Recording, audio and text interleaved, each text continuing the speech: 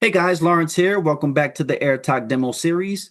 Today we're focusing in on one of the most visible and important deliverables in execution and monitoring and controlling, the project status report. In this lesson, I'm going to walk you through what a status report is, why it matters, and how it keeps stakeholders aligned throughout the project. Then, just like in previous demos, we'll transition into a live AIRTOC walkthrough, and I'll show you how to generate a professional status report using the Aimpm project management coach. Let's get started. As always, we like to start with the PMI definition. PMI defines the project status report as a tool that provides stakeholders with updates on the progress of the project. Status reports are an essential communication mechanism for tracking and sharing the current state of the project compared to the original plan, including planned objectives, schedule, costs, risks, blockers, and actions being worked on. Again, this is a good definition, but I really don't think it gets to the crux of what a good status report is or what it's actually designed to do. So let's take a look. We define a project status report as the formal communication tool used to summarize project performance at any point in time. Now, point in time is probably the most important point to remember. You will write multiple status reports over the life cycle of your project. The frequency and when they're delivered will most likely be determined by your company, but a good rule of thumb is to send them out every couple of weeks. The status report should include a snapshot of the current progress, a summary of the schedule and cost performance, a record of major accomplishments, a record of variances and unexpected outcomes, and a recap of the risks, issues, and blockers. This becomes a visibility tool for leadership and a mechanism for maintaining alignment across your project team. Most PMs think the key here is to point out all of your success, but I believe a greater use of the status report is to point out the issues. Let me tell you why. Status reports are usually sent to the people who pay the bills, the leadership and executives that determine if your project still has a life at all. If things are in jeopardy on your project, that's something you want to raise immediately. And one of the key places to raise issues to key players is through a status report. Believe it or not, success is actually expected on your projects, not issues. And that's why it's important to highlight these issues first. This may sound harsh, but in the real world, only a few of your project successes will ever be recognized. But all of your project issues will be magnified if you don't magnify them first. Keep the pulse of the project nice and steady, but if you see a ripple in project health, raise the concern in your status reports. A well-crafted status report is essential because it prevents misalignment, it reduces the needs for meetings, it provides early warning signs, it documents variances and impacts, ensures accountability, it builds trust with your stakeholders, and it creates transparency across functional areas. Most projects will fail because of poor communication. The status report helps solve that problem by raising risks, issues, and variances very early on, often in a way that alerts leadership. This is your way to make leadership pay attention to what actually matters on your project. Now, as you may have guessed, status reports are used throughout the project lifecycle as a primary tool for communicating performance to the key stakeholders. Essentially, if I'm providing an accurate overview of the project status, that will also include any perceived risks, current issues, and variances that are active in the project environment. If I can point out variances, issues, and risks to leadership through proper escalation points, like a status report, I can get their help in removing those blockers. From there, I can identify next steps with leadership and gain their approval after escalating in the proper form. You should never see a status report as busy work. This is your direct line to the people who can help you get out of a hole, as long as they know early and often where those holes may be. Now that we've covered what a status report is and why it matters, let's walk through how to generate one using the AIRTOC framework. I'll switch over to the AIRTOC template. We'll build a status report and a prompt together. Let's go. Okay, before we dive into project status reports, we want to make sure that you guys are aware of a couple of things that are going to happen in this demonstration.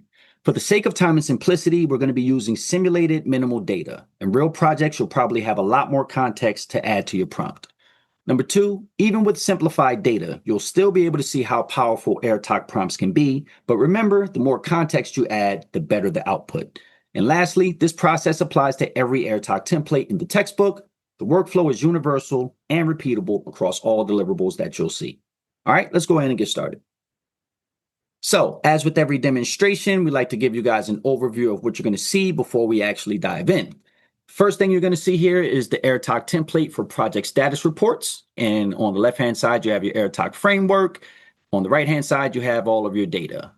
Below that, you have a real-world scenario that is going to feed information into our prompt, which we're actually going to use inside of our Aimpm project management coach. So let's go ahead and get started. Okay, so starting off with the AIRTOC template for project status reports, the framework remains the same. On the left-hand side, you have your AI platform, your role, task, and output, as well as your context. Below that, you have AI produces, which again is just an explanation of what AI should produce once you populate the query. All right, so let's start on the data side. The AI platform that we're going to recommend here is either Gemini or ChatGPT. The role that we have for a project status report would be a project manager or a PMO analyst. The task is to draft the project status report, summarizing progress, risks, and variances against the plan. And the output is going to be distribution-ready status reports tailored for stakeholders. For our context, we have two different pieces as always. The inputs for context, which again is high-level project data that you can grab from your charter or other sources. This includes your scope, your baseline problem and goal, your constraints, your risks, and your stakeholders. And lastly, you have your data inside of context. Things like schedule data, cost data, performance data, risk and issue data, forecast data are all relevant pieces of data when it comes down to your project status report. And again, this is information that you're going to drag in from other places, right? Plan versus actual milestones may come from your project schedule. Dependencies may come from things like your logs and registers, or maybe your meeting minutes. Your budget versus actual spend. This is something that may come from an EVA report, or maybe a basic tracker that you're using. Then you have KPI, CPI, SPI, all of these different metrics that may go into this calculation here. And again, you don't need to use everything, but the more context, the better. So let's take a look at the scenario. This scenario says, as the workflow automation program moved through integration and testing, leadership required clear visibility into delays, cost variances, and emerging risks impacting UAT readiness. Integration progress fell behind plan 60 to 75%, and finance data mismatches IS 003 created uncertainty about the UAT start date, prompting urgent updates for sponsors. Actual spend exceeded the planned budget, and PMO rules required a weekly governance-ready status report summarizing CPI, SPI, and forecasted EAC.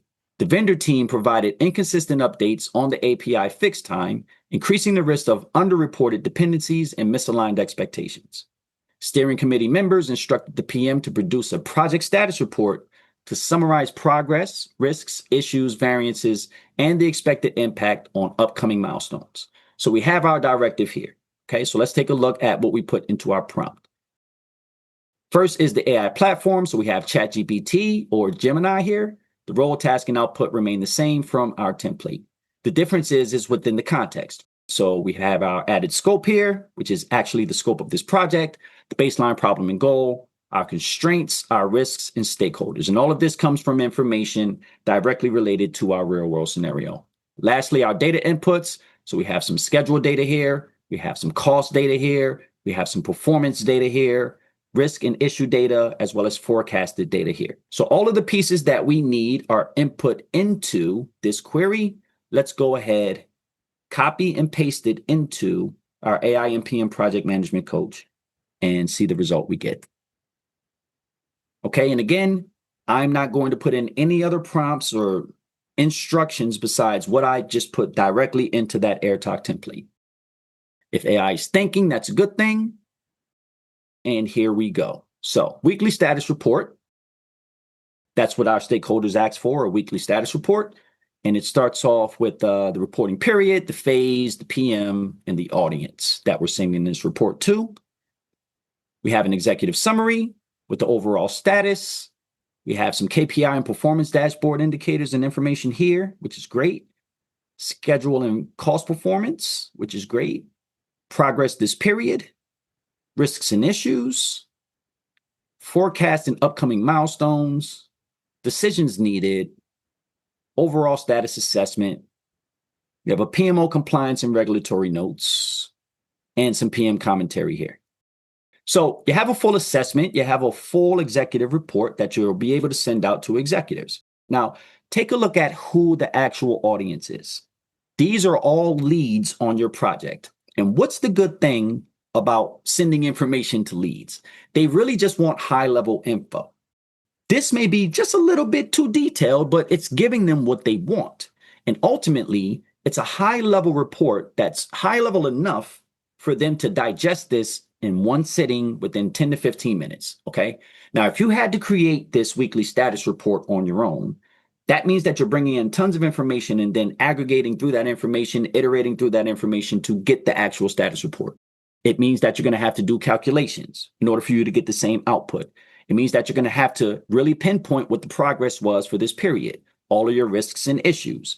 And while you're gathering all of this information in separate places like meetings and touch points with your team, this information has to be brought into a centralized place in order for you to present the actual status report. And that's exactly what the AI does for you. It gives you all of the different pieces that your stakeholders require within this status report because they told you, and it drafts it out in a way that is very digestible with bullet points, tables, categorized information that makes it very easy to see what they need to see. And again, this is the power of AIRTOC.